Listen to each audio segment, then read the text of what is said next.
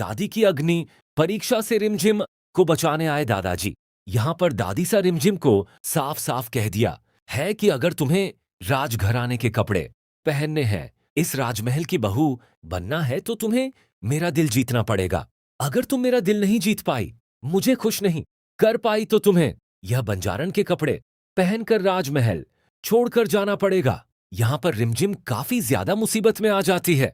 एक के बाद एक दादी सा जो है वह रिमझिम की कठोर परीक्षा ले रही है।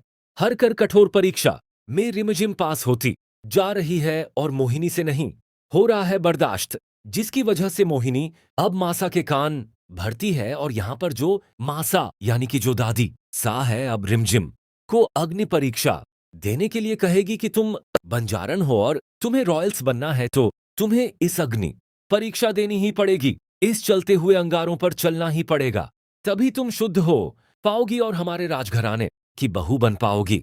जिसकी वजह से रिमझिम अग्नि परीक्षा के लिए भी तैयार हो जाती है। समीर रोकने की कोशिश करता है लेकिन रोक नहीं पाता है। तभी दादाजी की एंट्री होने वाली है। जी हां दोस्तों, यहां पर दादी मां की अग्नि परीक्षा से रिमझिम को बचाने दादाजी आएंगे और रिमझिम को बचाएंगे। तो क्या दादाजी के आने के बाद आएगी यहां पर दादी सा के अक्ल ठिकाने? अब ऐसा तड़कता भड़कता कांड होने वाला है कि वीरगढ़ महल की रसोई से लेकर दादी सा के दरबार तक हड़कंप मच जाएगा, क्योंकि इस बार दाल में सिर्फ तड़का नहीं बल्कि बाल निकला है और उस बाल के पीछे छुपी है मोहिनी बुआसा की सबसे गंदी चाल। गाइस, रिमझिम ने इस बार पूरी सच्ची लग्न और प्यार से दादी सा के ठाकुर जी के लिए भोग तैयार किया था। रसोई में उसकी मेहनत देखकर लग रहा था कि आज शायद पहली बार दादी सा का दिल सच में पिघल जाएगा। लेकिन भैया, जहां खुशी होती है ना, वहां मोहिनी बुआसा की एंट्री अपने आप हो जाती है। जैसे ही रिमझिम तुलसी का पत्ता लेने रसोई से बाहर जाती है, वैसे ही पीछे से मोहिनी बुआ दबे पांव किचन में पहुंच जाती है। पहले तो वह खाने को घूर घूर कर चेक करती हैं कि कहीं सच में रिमझिम का खाना स्वादिष्ट तो नहीं बन गया, लेकिन तभी उनकी उल्टी खोपड़ी में खतरनाक आइडिया चमक जाता है। गाइस, मोहिनी बुआ मौका देखकर चुपके से दाल में बाल मिला देती हैं और ऐसे वहां से निकलती हैं जैसे कुछ हुआ ही नहीं। उधर बेचारी रिमझिम जल्दी जल्दी घूंघट संभालते हुए भोग लेकर दादी सा के पास पहुंच जाती है। लेकिन जैसे ही दादी सा दाल में बाल देखती है, बस फिर क्या था, पूरा महल कांप उठता है। दादी सा गुस्से में आग बबूला हो जाती है और चिल्लाकर कहती हैं कि आज ठाकुर जी भूखे रह गए सिर्फ रिमझिम की लापरवाही की वजह से। गाइस, माहौल इतना गर्म हो जाता है कि दादी सा तुरंत चंचल जी को कैंची लाने का आदेश दे देती हैं। उधर रिमझिम रोते हुए खुद को निर्दोष साबित करने की कोशिश करती रहती है, लेकिन कोई उसकी बात सुनने को तैयार नहीं। जिस रसोई में प्यार का स्वाद था, वहां नफरत ने बाल गिरा दिया।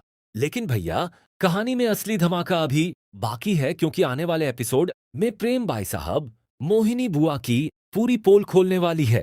जी हां दोस्तों, इस बार मोहिनी बुआ का खेल बड़े स्क्रीन पर एक्सपोज होगा। प्रेम बाई साहब पूरे महल के सामने स्क्रीन पर दिखाएंगी कि कैसे मोहिनी बुआ ने खुद दाल में बाल मिलाया था।